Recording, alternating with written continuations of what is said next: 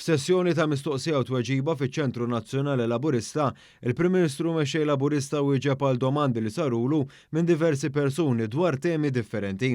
Fit-tmiem ġimgħa li rat l-organizzazzjoni suċċess ta' summit tal-Med9 f'pajjiżna, Dr. Abel annota kemm dan is-summit kien importanti fid-dawl tal-klima politika internazzjonali karatterizzata mill-avvenimenti klimatiċi, il-kriżi tal-immigrazzjoni illegali, is-sigurtà u l-provvista tal-enerġija fost temi oħra.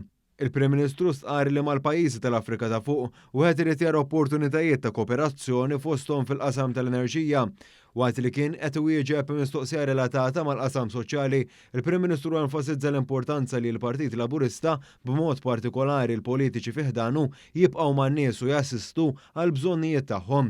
Hawnhekk il-Prim Ministru rrefera għal rapporti fil-midja lokali. Da billi ngħid li hija storja riċiklata li bdiet sentejn ilu b'investigazzjoni li saret mill-entitajiet u l-awtoritajiet tagħna.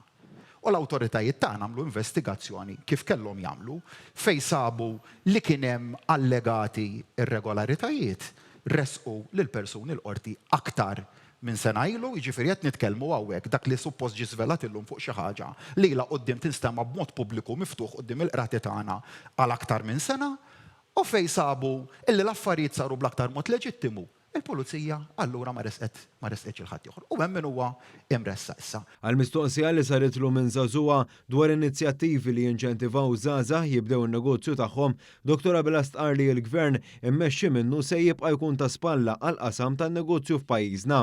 Kienet l-inizjattiva fejn il-Gvern se jalloka 10 miljun euro bħala venture capital biex ngħinu lil kumpaniji partikolarment dawk żgħar li għadhom biex jibdew illi jistgħu itajru l-ħolma tagħhom u din il-ħolma titlaq fuq nota b'saħħitha u jkunu jistgħu jibqgħu jikbru.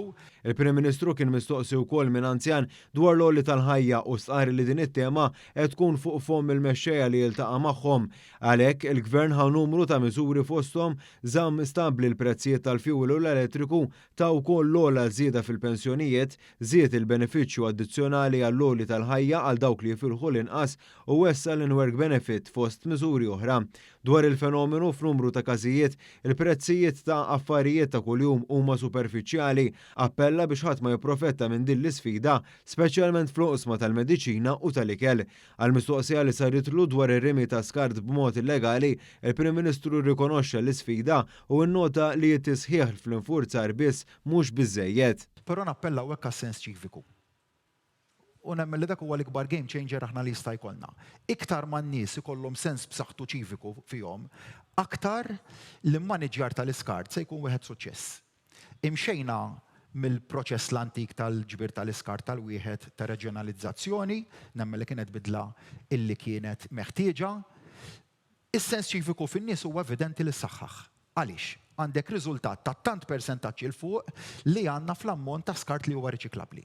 Il-Prim Ministru wieħed li fil-budget li ġej il-Gvern se jinvesti bi sħiħ fis-soċjali. Irridu nuru bil-miżuri konkreti l-eruq soċjalisti tagħna li aħna verament dak il-partit li nħossu għal min għandu bżonn l-iktar għajnuna fis-soċjetà tagħna. Fit-tweġiba ta' mistoqsija oħra, il-Prim Ministru tkellem dwar il-proġett ta' tħaddir f'San Ġwan. Proġett illi joħloq fih aktar spazji miftuħa, li jtejjeb sitwazzjoni ta' traffiku, li estetikament ikollna post li hu wisbaħ, li jonqsu l-emissjonijiet dawk huma l-prinċipji li jgwidawna fl-implementazzjoni ta' proġetti bħal dawn. Robert Avela tkellem ukoll dwar l-inċentivi għal aktar ħidma bilan li aktar żgħażagħ isiru sidin ta' darhom. Qalbna tibqa' maż-żgħażagħ tagħna, mat-tfal tagħna li nibqgħu ngħinuhom biex dejjem isiru sidin tal-proprjetà tagħhom.